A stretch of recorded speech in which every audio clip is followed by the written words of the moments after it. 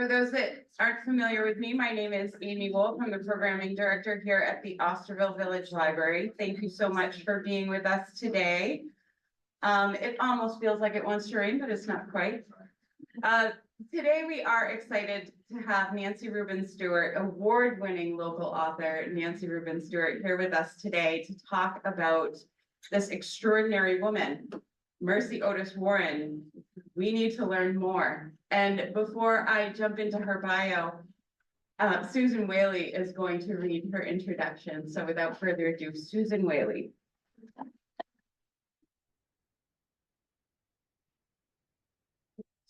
Thank you, everybody. Thanks for coming out to be here today. You know, I feel that it's really like it's Mercy's wind that brings us all together. What a powerful woman, right?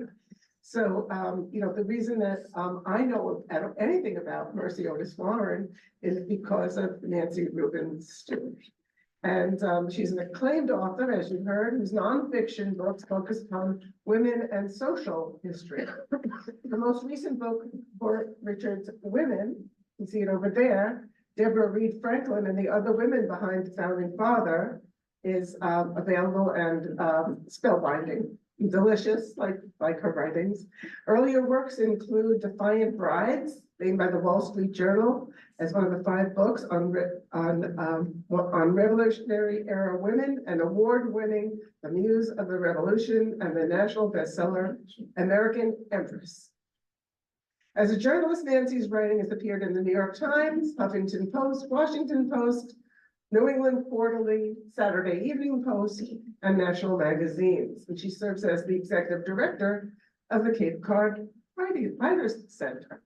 So Nancy's very busy, and I'm so happy to be able to, you know, be able to share some time with her today and with you. When I first heard about Mercy Otis Warren, I had signed up for a talk at the Nye Museum a year ago, the middle of March, a year ago. And they were talking, and there she went, got off the couch and went and was, you know, watching the show, and like, all of a sudden I'm like in this vortex of, well, what is it? What am I learning about here? And then, so I bought the book, and I'm reading the book, and I'm like, the book, The Muse, and I'm getting so excited. I cannot keep this to myself. How can I possibly make this come alive for other people? Happily, at Four Cs, the ALL program enabled me to start a group for retirees to talk about this book, and Nancy generously came and was able to share some of her time with us about this incredible woman. And so from there, it's just been I'm a groupie, I'll just say that. And if you know anything about Mercy Otis Warren's writings, you'll get the pun, because one of her first writings was called The Group. So I'm an official groupie, and I'm thrilled to be able to continue to share this exciting woman's life through our guest today, Nancy Rubin Stuart. So thank you, Nancy.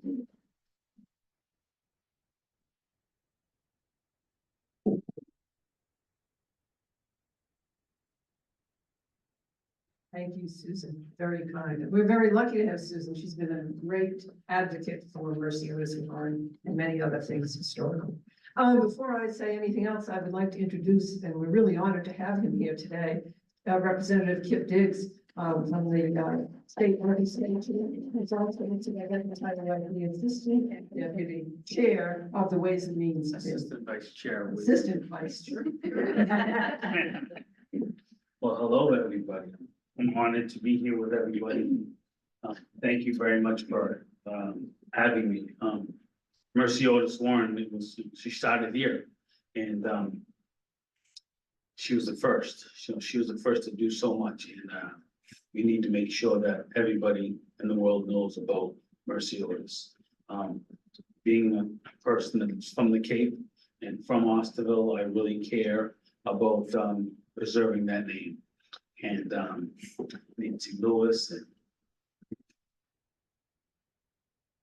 now I'm forgetting my buddy's name. Good Lord, Mary LeClaire. I'm just chit chatting with her and I'm like, oh my God, finally. So Mary LeClaire would have been so instrumental on, hey, Kip, let's do this, let's do that. And I'm all over it. So I'm truly, Mercy Otis with having the Woman of the Year award. On the Cape, I'm like, we need to do more, and she needs to be known, so we're trying to put a bust at the State House in Mercy Otis Warren's name, in her honor. And also, this will be the first, I'm having a Ways and Means hearing at Cape Cod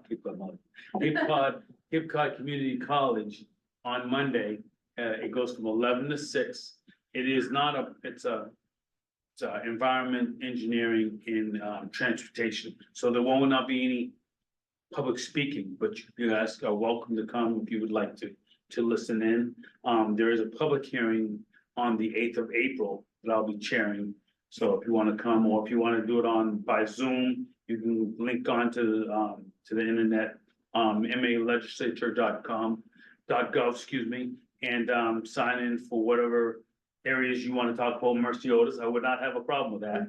And the more we can let everybody know about Mercy Otis, the better. So without further ado, thank you for having me. Oh, and it's at the State House, yes. Thank you. My wife, you know, when I heard better half and strong half, I was like, oh, they're talking about my wife. So she keeps me in line. So thank you.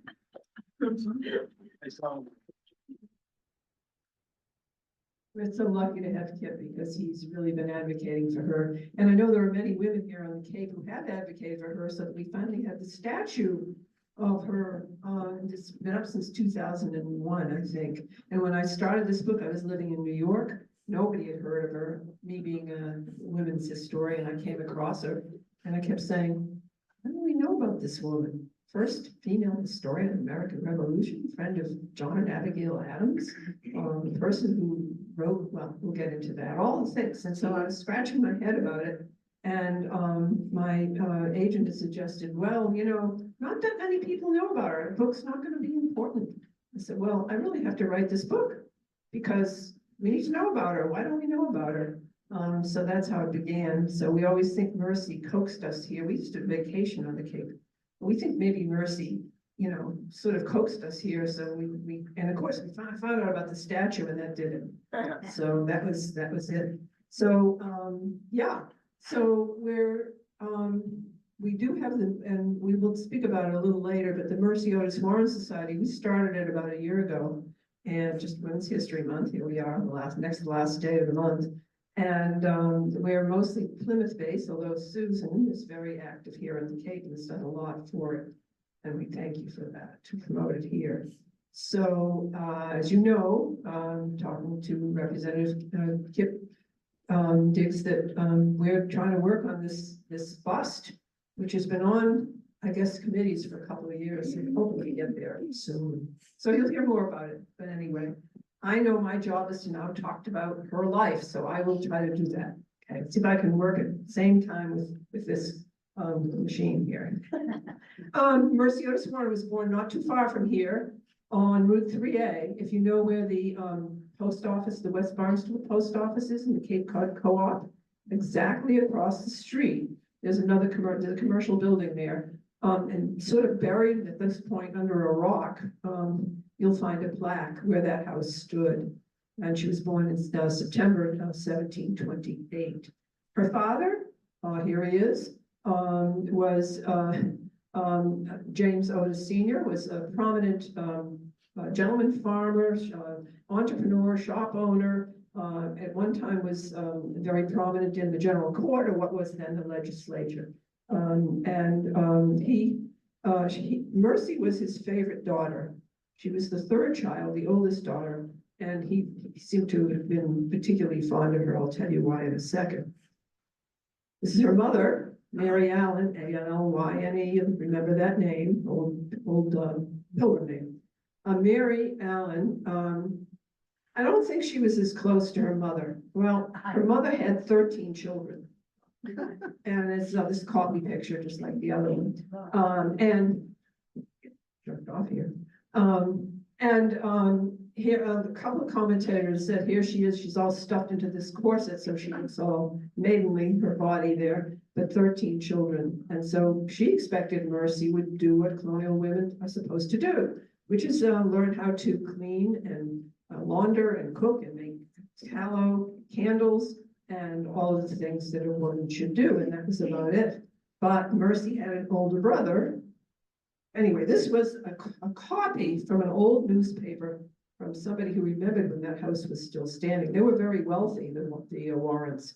And one gentleman who was a antique furniture restorer told me that they had, I knew about the tall pace clock in their house, what we call a grandfather clock, that was a sign of great wealth, that they had, of course, many things imported from England.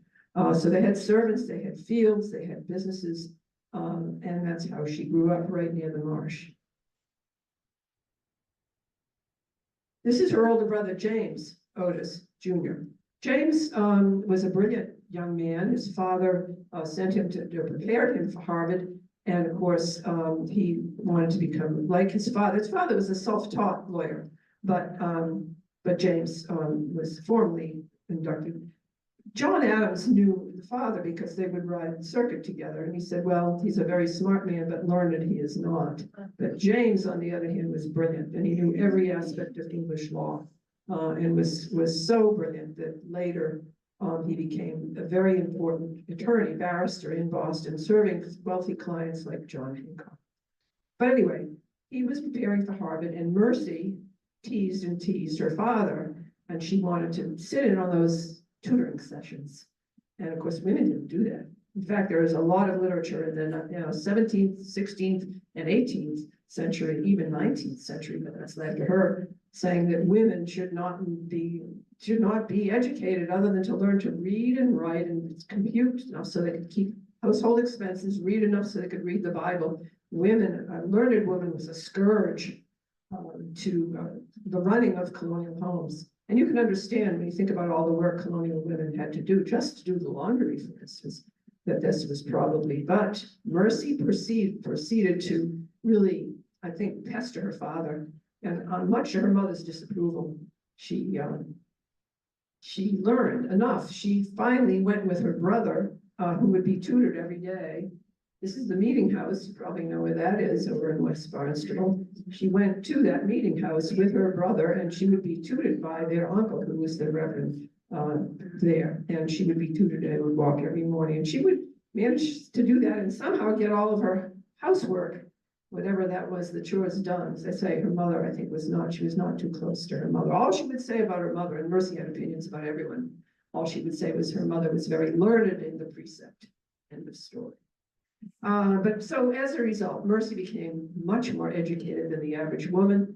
Really, had Harvard been open to her, which was the college where, of course, her brother would go, Mercy probably could easily have gone, as her writing later, because she studied everything. She studied the philosophers, Greek and Roman history, the more up-to-date scholars and writers, and especially John Locke, who kept insisting in his philosophies that the government was only consented by the people. And so this made a great impression on her. But of course, she couldn't do anything about it. She was to be a colonial woman in the role that was expected of her. That is home. It's still standing. That's Reverend John Russell's, her uncle's home. It's still standing. I took this picture a few years back. Now, Mercy, of course, was expected to be skilled in all the needle art, and most women made a chimney piece. You've probably seen a few of them at the Museum of Fine Arts, if not elsewhere. Not Mercy. Mercy was much more ambitious. She made this card table, which is very elaborate. It is at the Pilgrim Hall, which is, by the way, now under construction, but when it's back on, you can see how incredibly elaborate it was. Nevertheless, Mercy did not get married until she was 26, which is way after colonial to get married. And the historians, of course, which I always enjoy, piped in, no doubt that all the men were scared by her knowledge and her erudition, and what good was she with all that book learning anyway? So that's how it went.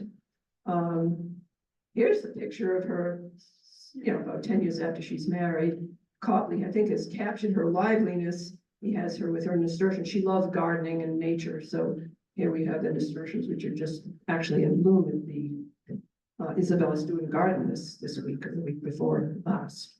And you can see she's very lively. We don't think that's her costume. Copley dressed his subjects often. We've seen this gown before, maybe on her picture of her sister.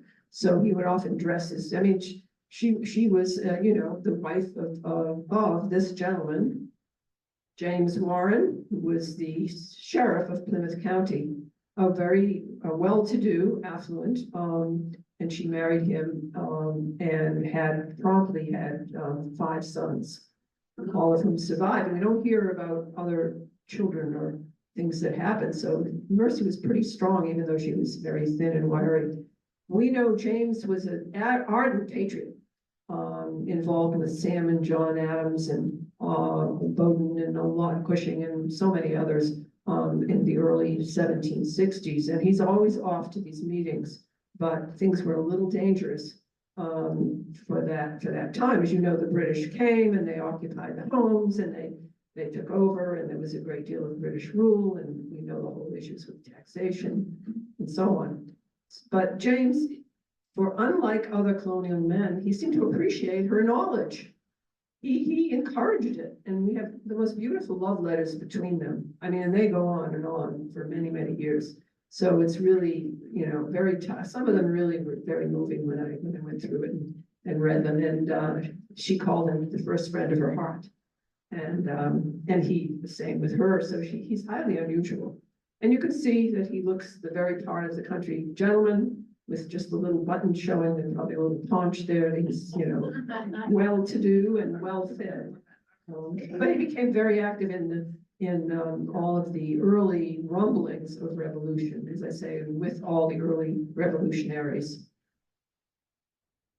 This home is still standing. It's on Clifton Street in Plymouth. It's right on the corner. It overlooks the Eel River, and she writes about that. She loved that. This was the original Warren home. The Warrens, of course, were the ancestors were pilgrims. But this home was built in 1700, and it's still existing. And I've had the privilege of coming there and talking with the women who then owned it and touring the home. And indeed, it does look right down onto the Eel River, which she loved. And there were sheep grazing and a little bit of pasture land, and she had even a garden, which she writes about. That wasn't their only home, though, because when her husband inherited the sheriff position from his father, when he died, it had to be downtown on Court Street, what is now Court Street. So this, again, we don't have these signs on there anymore. I needed a picture. But this is the home. It's still standing. This was the Winslow Warren House, first built by the Winslows much earlier, Governor Winslow of Massachusetts and others. And they bought it, and directly across the street, not very far, is the courthouse, still standing. I had the fun and the privilege and honor, I guess, of touring upstairs in this house and seeing the north window over there, which looks down to the sea where Mercy apparently wrote most of her work. And that was their winter home. It was only in the summer that they would go to their summer home on Clifton Street. Good friends with, well, her husband was a good friend with John Adams because, again, he being the sheriff and John Adams riding circuit, they became very good friends, and also they had shared their revolutionary ideas. So her husband and John Adams were very close, and before long, well, after a while, because John finally married Abigail, and Abigail and Mercy become very close. There's a wonderful pre-Revolutionary War and during the Revolutionary War, and some afterwards, pictures of them together. And they do a lot of things. They start boycotts, spinning boycotts, tea boycotts, etc. They even have a little business when Adams and is overseas importing goods, not from Britain, but from other countries. John doesn't want to leave, but he has to for Abigail. And of course, here's Abigail. This is an early picture, but as I say, they were very close friends. I should mention that across the street from the winter home, that's where Mercy and John invited revolutionaries, the Sons of Liberty, to come. Because they were far from Boston, where the British had spies, and who would think of them coming to Plymouth? So there were many, many meetings, and it was at one of those, or many of those meetings, that Mercy obviously was the hostess, and where she sat by the chimney, which is where a proper woman hostess would sit after she made the meal. And she would listen to the discussions about planning for the revolution with the Sons of Liberty.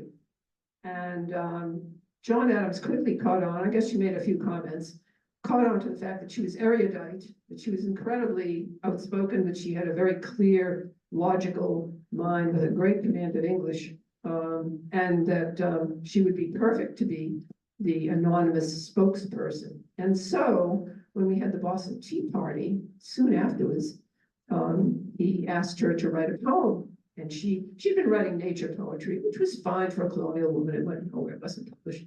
But he asked her to, and she hesitated. But Abigail and John persuaded her, you really have to write something. And so she wrote this satirical, she loved to live in society. She just really sort of a Saturday Night Live kind of a mentality. It's kind of what she did, sort of an overview, a little skeptical to say the least.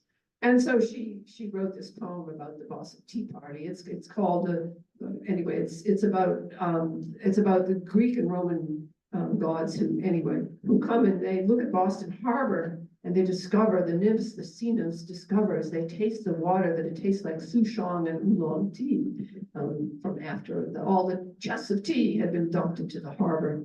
Well, that starts Mercy's career, and something else started it too. Her brother, her beloved brother, who's now a big barrister, and he's also very outspoken, and he writes treatises and he writes things in the Boston Spy and Boston Gazette, these big newspapers, making fun of the British who now are occupying Boston and quartering in residents' homes, and of course some other whole series of other things that they're doing. This is after the Boston Massacre. And he writes in one that these people who are here are nothing but blockheads. And that does it. That does it. So one day when he is at one of the coffee houses in Boston, the British soldiers assault him so badly that he's had some kind of a serious concussion and wounds in his head. One of the wounds so deep, as John Adams, who sat there and listened, said, it was so deep you could put your finger in it. He never recovers his sanity. I should mention, I'll just back up for a minute about her older brother. In the 1760s, he kept challenging Governor Hutchison and others. He had a long lawsuit about it. And the most important thing he said in these long lawsuits was taxation without representation is tyranny. And John Adams, who was a young barrister at the time, said, and there the child of liberty was born. But poor James Otis Jr., he never recovers his sanity, and eventually he is sort of shunted off to various farms by the family because he can't continue this fight. So that's why you never hear about James Otis Jr. when you studied this in history books. That's why he's just disappeared, unacknowledged, except for the few who studied history. But that left him, because he'd been corresponding with the Whigs in Parliament overseas and telling them about this revolution, and something had to be done by the legislature, to change this oppression. There had to be ways to make peace, right? A little bit like today, yeah? It's left to Mercy to pick up this correspondence that he has. It's a lively correspondence with all of these Whigs who are sympathetic with America and trying to convince Parliament this is the wrong way to go. The king really has to tamp down these ideas. And there's another way to negotiate peace. And Mercy picks up the pen and she writes in his name. And one of the people she writes to is Catherine Macaulay, who had written a really fascinating history of England, in which she really emphasizes the importance of the compact between government and people, that kings are really only a name. The government by this time, Parliament, we have these laws, these common laws in England, where the Parliament, where people, representatives elected, have a voice in the government. Things can't just happen by the king. So this is what she does. It's her Whig sort of interpretation. It's very powerful. And Mercy writes to her, and before long, so she's really now engaged in the whole revolution. So John keeps encouraging her, John Adams, and she starts to write satirical plays. Plays in Boston, Puritan Boston, could not be performed So they had to be read and they were published. They were published on posters and they were published in pamphlets and they were even reprinted in the patriotic Boston newspapers. And there were 3 of them.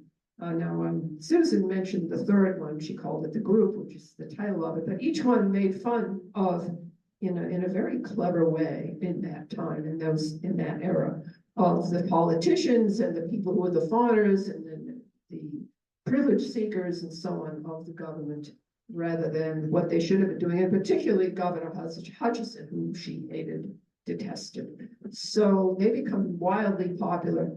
They're anonymously written. She's a woman after all. Women aren't to be talking about politics and certainly not writing about them. So they're anonymous. The most famous being The Group, which was published 251 years ago next week. John Adams rushed it into publication. She was scared to have it done because she said it was pretty outspoken just before, of course, the bloodshed in Lexington and Concord, which is April 19th.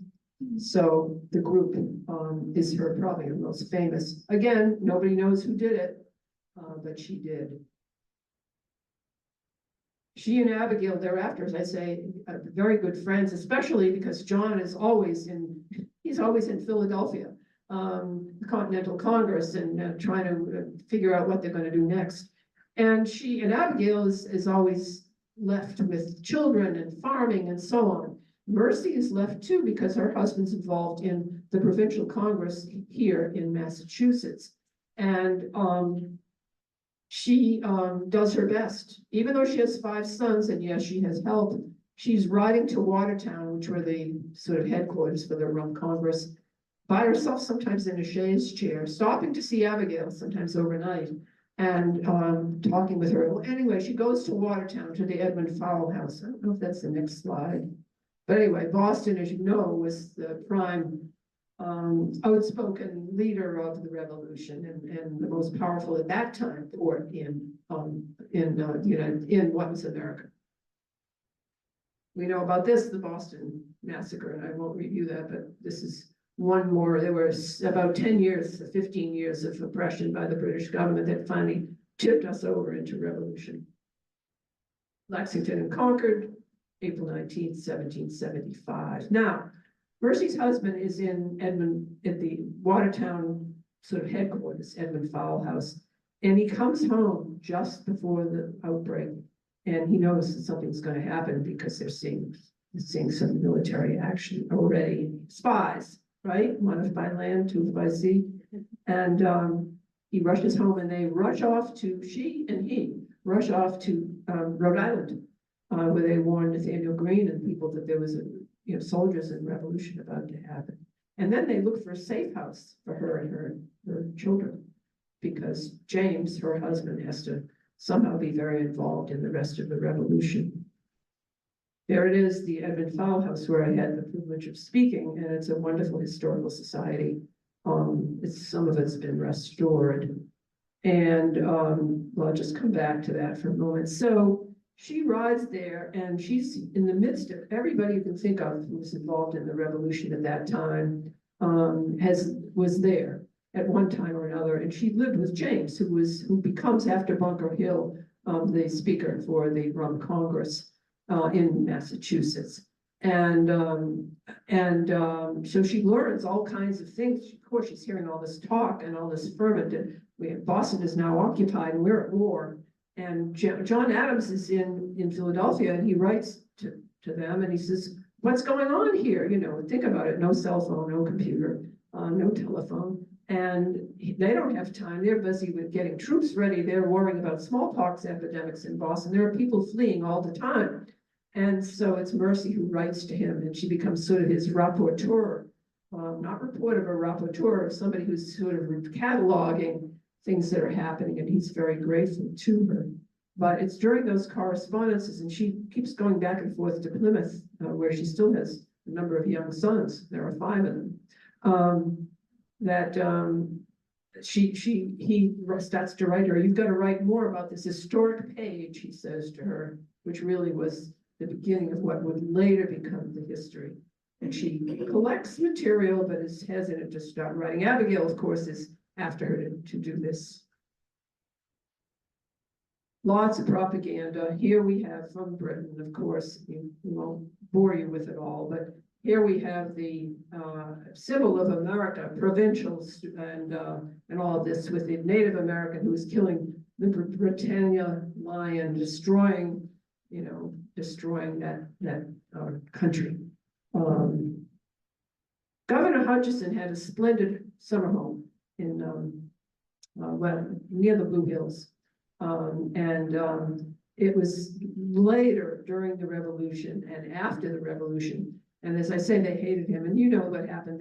Because of the Stamp Act and a few other things, his home in Boston was ruined and he had to seek shelter with his children elsewhere. But this was a grand home. Evidently, and I haven't been up there, but people tell me who've been up there that there are still foundations left from this. But the important thing is after the revolution, Mercy and her husband James buy this home. And since James is so involved with the Navy Board and some other things, they live here. It gives them great pleasure that they're living in Hutchison's lovely home. For a while they lived there.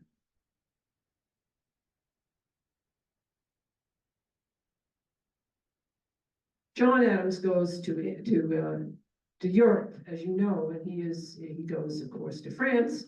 We won't talk about Ben Franklin's opinion of him or vice versa now, but he is there. Abigail is still at home with these children in the farm and is having lots of problems, and she's tired of John had been so long in Philadelphia, and she keeps complaining to Mercy, and Mercy says, "Oh no, you have to just tough it out and you'll get through it."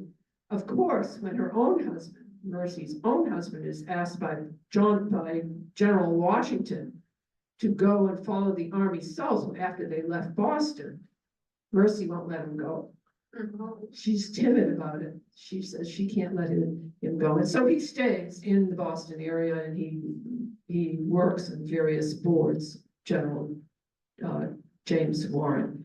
But he's often separated from her.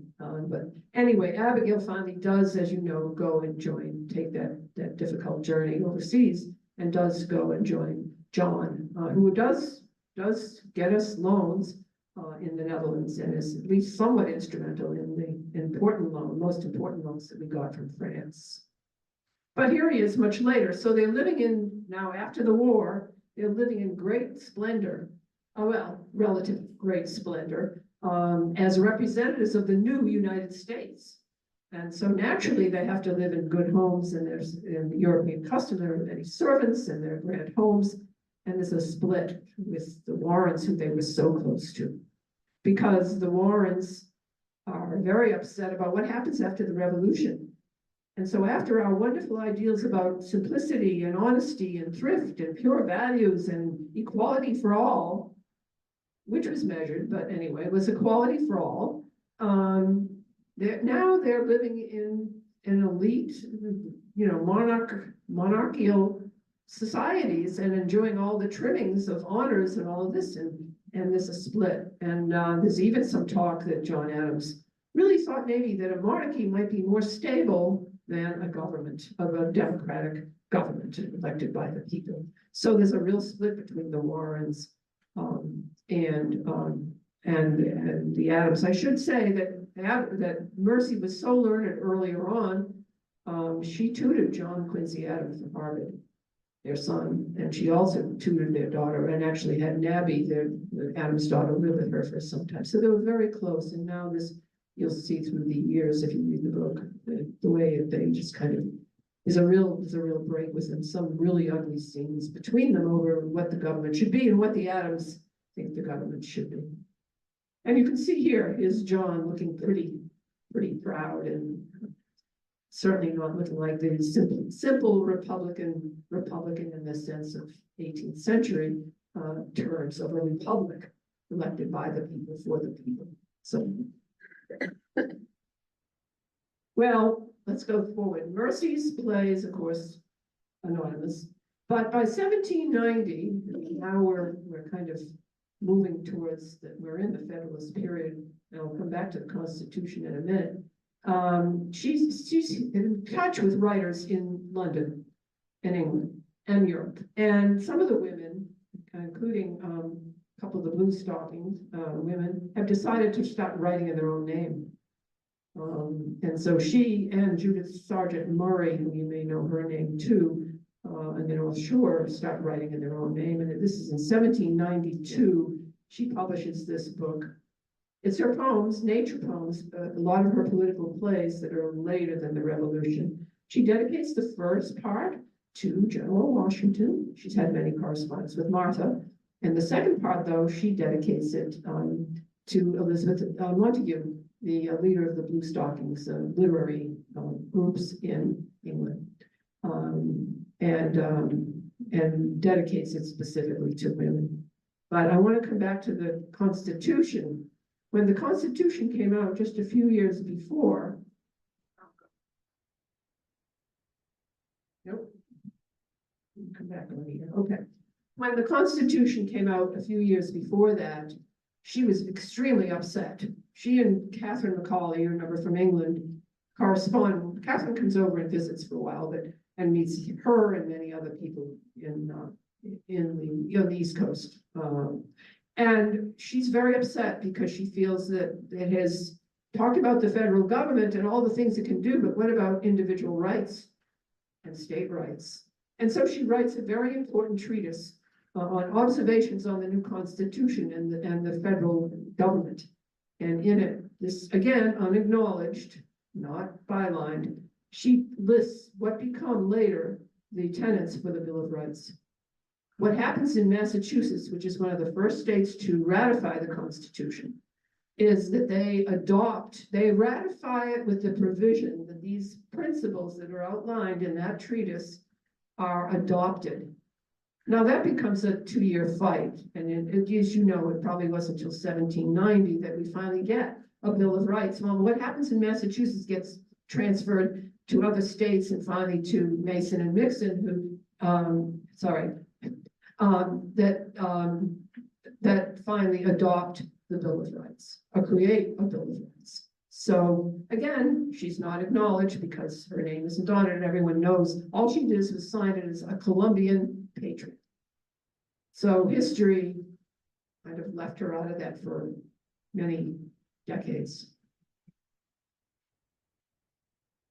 Well, time's going on. She's getting older.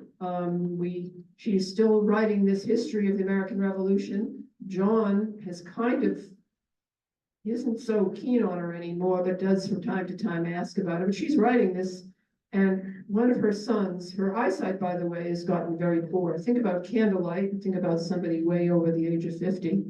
And she's also had the smallpox variolation. It's not an inoculation, but a variolation, different. No hypodermic needles. And that has affected her eyes much more than it did Abigail, by the way. They had that medical procedure done at the same time in Boston. So her son, the first son, who has lost one of his legs in the war, has become her secretary. And it is not until 1805 that it's finally published. And she has great reputation even then, even though we have Jefferson Democrat government at that time. But the history of the rise, progress, and termination of the American Revolution is in 3 volumes. It's published in 1805. She sends President Jefferson, a copy, and he also orders copies for the cabinet. And you would think that this would make a big stir. We don't hear about any reviews, because after all, it's a woman that has her name on it. And there's finally one review from a small company in critic in Worcester that says, well, some of it's interesting, but it has the scent of a woman. And that's it. Meanwhile, she's waiting to hear from John Adams, who has since retired as president, because, of course, he figures importantly in this history, and it takes 2 years. It's until July of 1807 that he finally responds to her in a letter. There's a few letters from her and Abigail, but those are more family letters. It's 2 years, and it's a hot summer that summer, and he sends her a letter that's 16 or 20 pages long, all of course, and handwritten with ink and quill and whatnot. And he says, well, in the spirit of French, I have read your manuscript, madam. And in the spirit of friendship, I have a few corrections. And he then proceeds to list many things that he thinks were not exactly so. And also he's quite angry because she has not featured him as this important person in the revolution. Of course, just a few days later, and you can picture Mercy up in that small farm writing back to him, sitting by the inkwell in the heat of the summer, and she writes back to him a letter, and she refutes every single one of them, and this goes on. He sends her 10 scathing letters filled with corrections and ideas, and why isn't he more important, and how dare she not understand how important he is? And she writes back, look, this is not a panegyric. This is not about you. This is also about other people. And it goes on and on. I mean, there's some really funny stuff in it. If you read, there's a few excerpts in my book, but some funny stuff in it. At one point, he says to her, madam, your 31st chapter is like mustard after dinner. That's a direct quote from the French. And she throws up her hands. You could just see her, and she's furiously writing back. She only writes him 6 letters. I mean, these letters keep coming in a stream through July and August. And she finally writes back to him, and she says, look, and by the way, many of these were things from reports from newspapers and people she'd interviewed over the 30 years it took her to write this book. And she finally says, I have nothing more to do with you to apologize to me, your friend and servant, Mercy Otis Warren. And from 1807 to 1812, or 1811, there is no real correspondence between the Adams and her. Of course, they're living in Quincy by then, and of course, what is now the national park, except a few things about Nabby. And Nabby, unfortunately, has breast cancer. And finally, she dies. And when Mercy hears about it, she writes to Abigail, and there's some lovely letters between them. And a few months later, John writes to her kind of, I won't say it's an exact apology, but he sends her some memorabilia about their early days with her brother and the Sons of Liberty and all the things they tried to do, and this kind of a softening between them, and there's some correspondence. Mercy is now, let's skip to 1814, we're in the middle of the War of 1812, you know, but 1814, Mercy is 86, or about to be 86, she's 85. And there's some correspondence between them, and it's kind of better. And finally, she writes to him that summer, 2 summers later, and she says, 1814, she says, could you do me a favor? Could you please go to the Boston Athenaeum? Somebody might play the group there, but I have somebody else's name on it. You have to understand, in those days, there was no real copyright laws that were, you know, preserved or protected. And it's August of 1814, and John says, I will, and he rides into Boston. And if you go to the Boston Athenaeum and you see a copy of the group, you will see that he's written of it. I certify that this play was written by Mercy Otis Warren, signed President John Adams. And she's gratified. And she passes away 2 months later. She's 86 years of age. One of her sons says, and thus the last frail reed of the revolution has disappeared. I'm grateful to you all and to those who came before you who helped get this statue of her. I think it's a great beginning. I'm looking forward to when we finally get a bust into the State House on this. Because it's time that we know, when I started this book, when I finished this book, there were, as I say, so few people besides being on the Cape. Yes, there were reviews that were good and all that, but very few people to this day.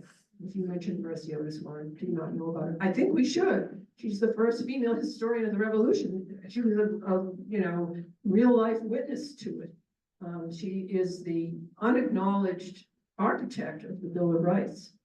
And here is her history. And those plays that were so popular and formative in helping to spark the revolution and keep it alive during the early days of what would become the patriotic thrust to get rid of England as our ruler.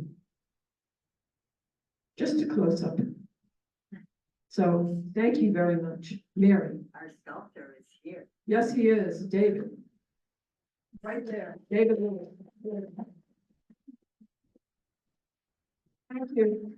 I don't want to keep you too long, but if you have a few quick questions, I try to answer them, not always, but I can try. Any questions? Well, I want to thank you. Anything you can do to promote her, spread the word. As you know, the Mercy Otis Moral Society, I have some information on it. We started a year ago. We're trying to promote her. This is the end of Women's History Month, but certainly not the end of women's history. Yes? Quick question, is that Warren family in relation to Dr. Warren that was killed about? Everyone asked that. Actually, there's been a lot of commentary and historic commentary on that.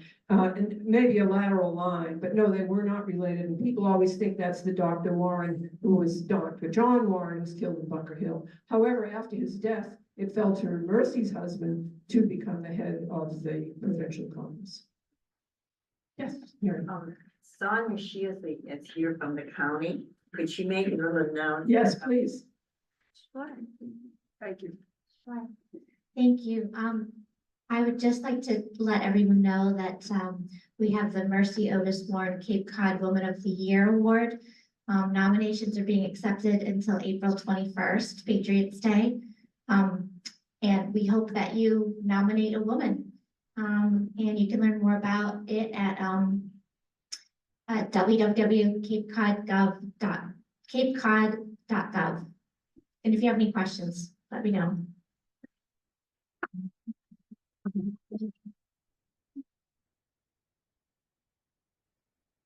Yeah, so I wish I knew about Mercy Otis Warren when I was in school. And there's no reason why we can't start now. So lots of us have ideas about how we could, and we have connections in the community. How do we move knowledge about her into the next group of Americans? So in order to do that, we're creating a think tank. If you'd like to be part of the think tank, we're actually gonna meet for a little while right after this. They don't have to come back for it. And find out who's interested in taking some action in whatever way that fits your bill, whatever way that's natural for you in your communities, to be able to share the information about her great and inspiring life. So after this gathering, let's go down to the history room and see who we all are, and we'll go on from there. Yes. I will say again, April 8th is a hearing that I'll be hosting. So I'd love to get lots of letters for people that will want to come on to and do it from Zoom from home, talk about Mercy Otis and how we'd love to be able to get our statue in the State House. I think the more knowledge we have of her, the more people that said something about what Mercy's all about would be incredible. Well, how do we get onto that Zoom link? MAlegislature.gov and just go on or email me. I'll leave cover my email address. It's kip.diggs@mahouse.gov. And have you remember that? KIP.DIGGS@mahouse.gov. And if you send a letter to me saying, April 8th hearing, would like Mercy Otis to be heard. And then we'll make sure that we'll go ahead and have a spot to say, well, if you want to drive to Boston, that would be great too. But if you can't drive, you can also be able to Zoom on. Okay? Thank you so much. You got that, everyone? So it's ma.gov. MAlegislature.gov. MAlegislature.gov, and then, My email again is KIP.DIGGS@mahouse.gov. And just talking about, hey, I want something to do with Mercy Otis, your thoughts. You may even have a letter, and putting a letter out there so that I can at least, hey, put it out there and we can start reading about it and letting everybody know the history of Mercy Otis Warren. I think that's, again, if you go into the State House, I'm not sure if anyone's been there, but it's a lot of old white men, which I understand is how it was. But I'll also say, there's been a lot of women that have done a lot of things. Yeah. And what's neat about our state house is, when I first was elected, there was 10, 11 Black Latino caucus members. Now there's over 25. So you're saying, diversity has happened. So, being able to see everybody, oh, he looks like me, she looks like me, we need that. I mean, there's a nurses hall, and the nurses have done so much, and they were women, but women weren't just nurses. They were Mercy Otis Warren way before there was a nurse. Or maybe not way before, but I just feel that we're not getting enough of all of us to be heard. And I want to make sure that a woman has been heard. Hey, I come from a woman, and let me tell you, she was unbelievable. And so Mercy Otis is unbelievable. So we need to get ahead and put that out there. Thank you, yeah, let's get active. If you know any little kids that you think would like a coloring book, I can send this to you on a PDF, no cost to me or to you. If you leave me your email address, the coloring book is about her life. And you may know a first grade teacher or a preschool that might like to take on printing this out for their students or using it in some creative way. Thank you. Thank you all very much. Thank you.